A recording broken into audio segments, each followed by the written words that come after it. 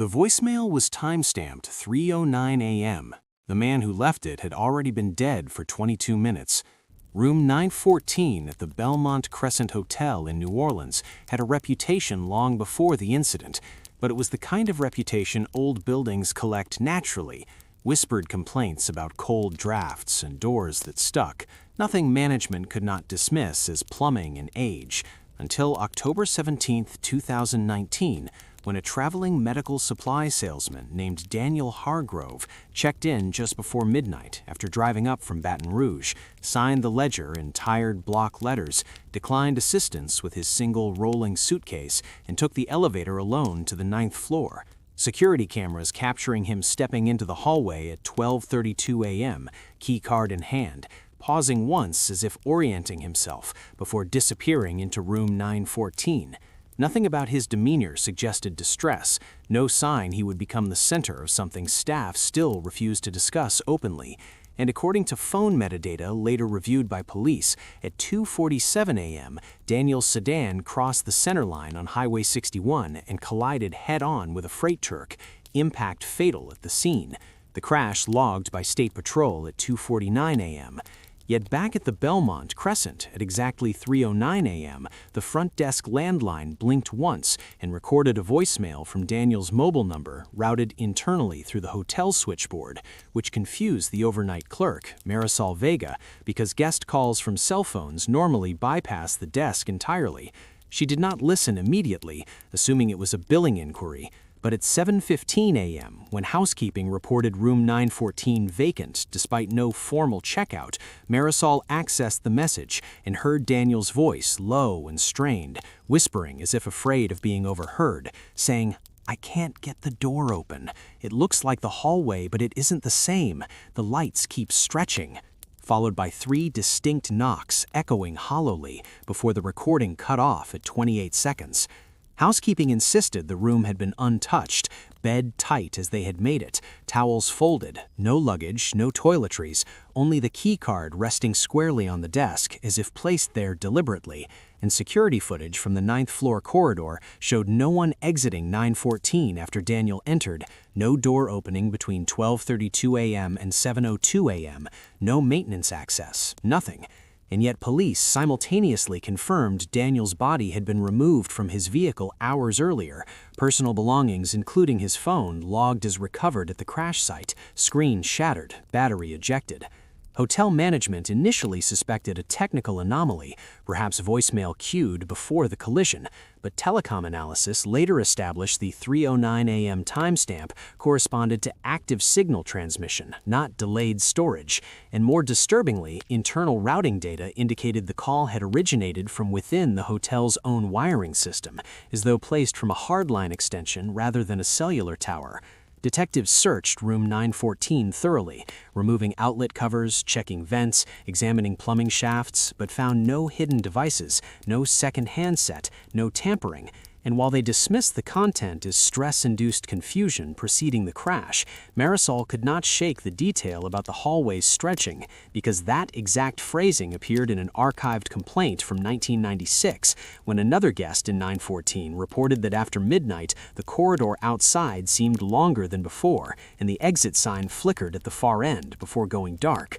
Management sealed the room temporarily for repainting, citing guest comfort. Yet on December 3rd, at precisely 3:09 a.m., the front desk phone blinked again, this time with no caller ID except the words Room 914 displayed internally, and though the room remained locked and unoccupied, a voicemail recorded automatically, containing only breathing at first, shallow and uneven, then Daniel's voice clearer than before, saying,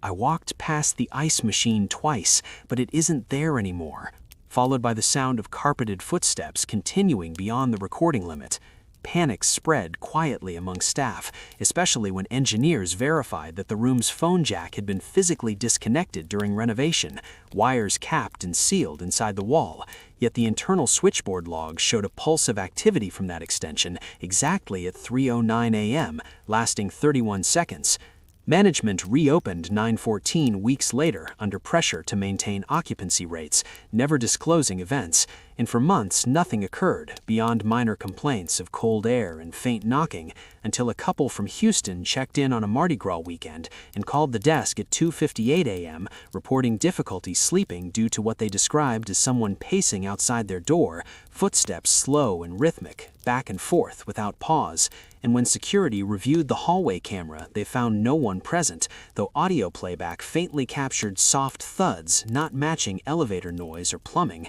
And at 3:09 a.m. precisely, the desk phone rang once more, this time without recording because Marisol answered immediately, her voice trembling as she said, "Front desk?" And the line responded with Daniel's whisper, unmistakable in tone and cadence, "It keeps looping," before cutting out. She later swore that behind his words, she heard a distant hum like fluorescent lights buzzing overhead and what sounded like a door handle rattling continuously. Authorities were consulted again, but without tangible threat, they declined further investigation, attributing events to system glitches compounded by staff anxiety. Yet internal maintenance logs reveal that at each 3:09 a.m. incident, the elevator servicing the 9th floor registers a phantom stop request, doors opening briefly on 9 without a button press, and on 2 occasions security guards reported seeing the hallway lights beyond the elevator appear elongated through the open doors, perspective skewed as if the corridor extended far beyond architectural possibility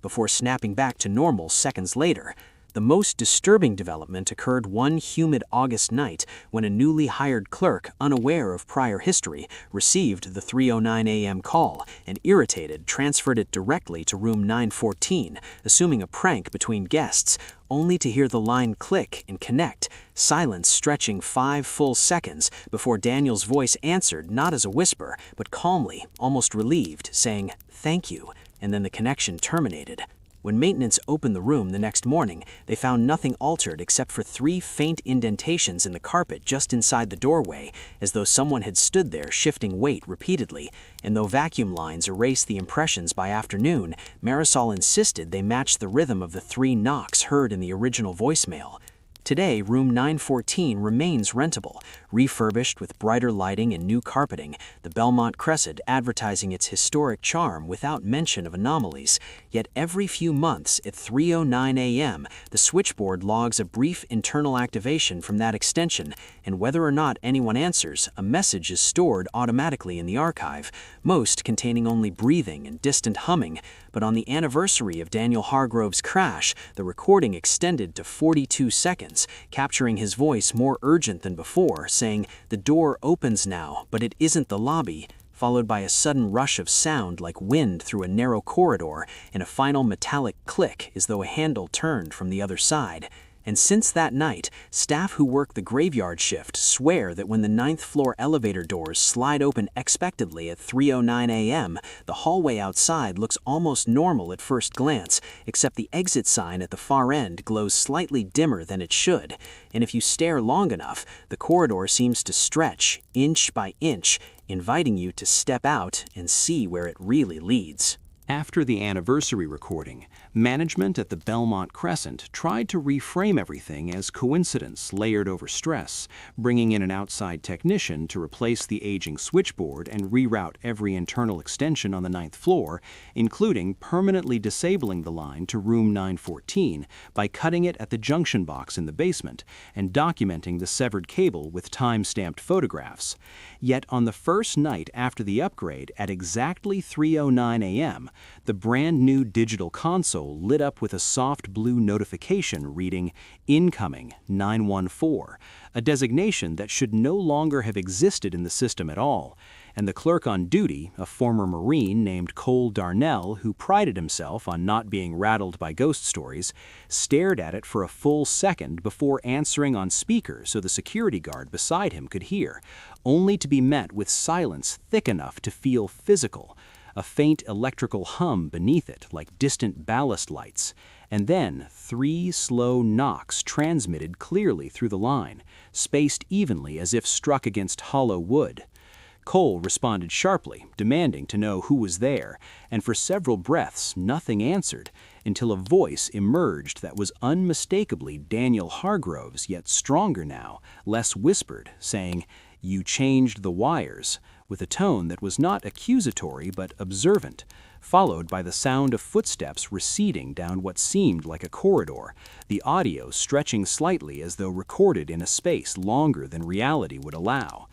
Security rushed to the 9th floor immediately, keys in hand, but when they opened 914, they found the lights already on, despite the breaker being shut off earlier for inspection, the air inside markedly colder than adjacent rooms, and the hallway outside appearing subtly distorted from that vantage point, the far exit sign seeming too distant for the measured length of the corridor, perspective warped just enough to unsettle the eye. Over the following weeks, the pattern intensified, no longer confined to voicemails, as guests in neighboring rooms began reporting brief but vivid disorientation near 9:14 after midnight, describing how the carpeted hallway seemed to repeat itself in segments, door numbers flickering between digits before stabilizing, and one guest claiming she walked toward the elevator only to pass room 914 twice, despite moving in a straight line. Management closed the room again, this time without public explanation, but on November 22nd, a fire alarm triggered on the 9th floor at 3:09 a.m., sending staff and half-dressed guests into the stairwell, where multiple witnesses later described seeing a man in a dark overcoat standing calmly near the door to 914 as strobes flashed red against his pale face, his eyes reflecting no light. And when a security guard shouted at him to evacuate, he turned slowly, as if surprised to be acknowledged, before stepping backward into the room, even though the door was visibly locked from the outside, disappearing as the guard reached it seconds later. Upon forcing entry, they found the interior unchanged except for the desk phone, which had been physically removed weeks earlier, yet now rested on the table, cord trailing into the wall where no jack remained, its indicator light blinking softly.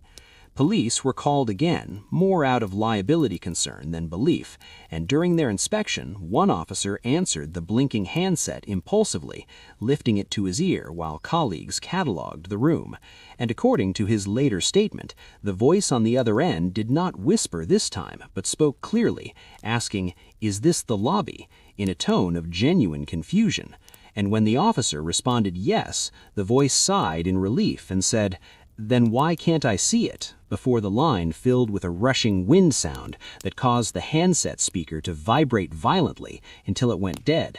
That officer resigned 2 months later, citing sleep disturbances, confiding to a coworker that since answering the phone, he occasionally woke at 3:09 a.m. to the sensation of standing in a hotel hallway that seemed to stretch infinitely, exit sign flickering ahead, footsteps echoing somewhere behind him, though no one was visible. Meanwhile, maintenance crews attempting to permanently seal 914 reported structural irregularities within the walls, measuring interior dimensions that exceeded exterior blueprints by nearly 2 feet in length, a discrepancy blamed on renovation inconsistencies, until laser mapping confirmed the corridor outside briefly extended beyond its architectural footprint during specific early morning scans, snapping back to expected measurements minutes later. Management ultimately decided to remove the 9th floor guest rooms from booking rotation entirely, citing plumbing upgrades, and installed a heavy security gate across the hallway entrance. Yet cameras positioned to monitor the sealed section occasionally capture brief flickers at 3:09 a.m., the metal gate rattling lightly as if brushed from the other side. And in one widely circulated but officially denied clip, a tall figure can be seen walking past the interior windows of 914 despite the lights being off and the room supposedly empty, his outline clear against the darkness, before fading near where the hallway would meet the non-existent extension. The most unsettling development occurred on the 4th anniversary of Daniel Hargrove's, when the hotel's automated wake-up call system activated without input at 3:09 a.m., dialing every vacant room on the property simultaneously, including 914, though its line remained disconnected. And those who answered reported hearing a single message repeated in Daniel's voice: "The door opens now," followed by 3 knocks, and a pause before the phrase, "But it isn't the lobby." Though technicians disabled the wake-up function entirely, internal logs show that extension 914 continues to attempt outgoing calls at the same minute each night, routing through circuits that no longer physically exist. Today, the Belmont Crescent quietly avoids assigning any staff to the 9th floor during overnight hours, citing maintenance policy. Yet cameras positioned to monitor the sealed section occasionally capture brief flickers at 3:09 a.m., the metal gate rattling lightly as if brushed from the other side. And in one widely circulated but officially denied clip, a tall figure can be seen walking past the interior windows of 914, despite the lights being off and the room supposedly empty, his outline clear against the darkness, before fading near where the hallway would meet the non-existent extension.